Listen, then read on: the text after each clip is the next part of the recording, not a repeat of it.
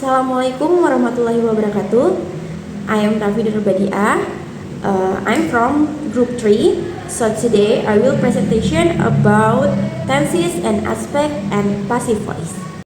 Baik, saya akan membahas pengertian tenses and aspect serta tujuan pembelajaran yang ingin dicapai. Untuk definisi tenses and aspect are used to show first when an action happens. 2. Whether the action is completed, ongoing, or repeated. Artinya, tenses digunakan untuk menunjukkan waktu terjadinya suatu tindakan, sedangkan aspek digunakan untuk membahas atau menjelaskan bagaimana kondisi tindakan tersebut. Misalnya, apakah tindakan itu sudah selesai, masih berlangsung, atau dilakukan secara berulang. Dalam bahasa Inggris, penggunaan tenses sangat penting karena perubahan bentuk kata kerja dapat mengubah makna waktu dari suatu kalimat. Learning objektifnya, students are able to 1. Understand the use and formula of each tense. 2. Choose the correct verb form. 3. Complete sentences correctly. 4. Identify grammatical errors in the tenses and aspect. Berdasarkan tujuan pembelajaran tersebut, setelah mempelajari materi ini kita diharapkan mampu memahami setiap tense, mengetahui rumusnya, menggunakan bentuk kata kerja yang tepat, serta mampu menemukan kesalahan penggunaan tenses dalam sebuah kalimat. Baik, selanjutnya adalah simple past tense and past progressive tense. Simple past tense fungsinya itu complete an action in the past. Formulanya subject plus verb to plus object. Example, John went to the Spain last year. Next, Bob bought a bicycle yesterday.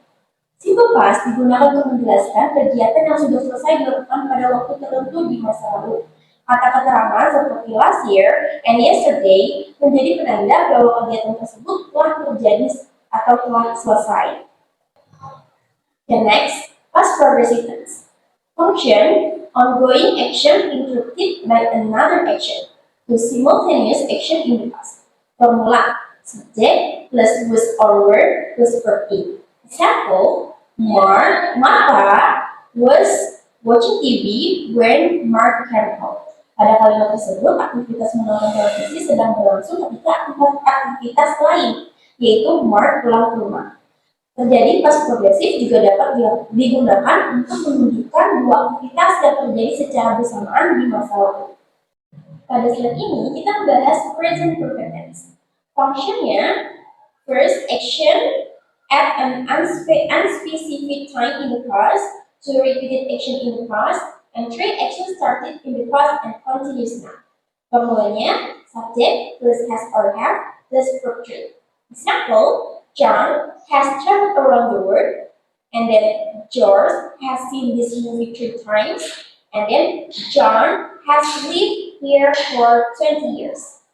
Present perfect digunakan ketika waktu terjadinya tidak disebutkan secara spesifik atau ketika suatu aktivitas masih memiliki hubungan dengan kondisi saat ini. Misalnya, pada kalimat John has traveled around the world, kita tahu aktivitas itu sudah terjadi, tetapi tidak pernah tahu kapan tepatnya. Pada kalimat John has lived here for 20 years, aktivitas tinggal dimulai di masa lalu dan masih berlangsung sampai sekarang. Pada slide ini, kita melihat penggunaan passive voice dalam simple tense. Untuk simple present, kalimat aktifnya hurricanes destroy property. Kalimat pasifnya property is destroyed by hurricanes. Untuk simple past, kalimat aktifnya yaitu the tornado destroyed houses. The tornado destroyed houses. Untuk kalimat pasifnya, houses were destroyed by the tornado. Perhatikan bahwa bentuk be harus disesuaikan dengan tenses yang digunakan. Untuk simple present menggunakan is, am, or are, sedangkan untuk simple past menggunakan was or were. Passive voice juga dapat digunakan dalam continuous tense.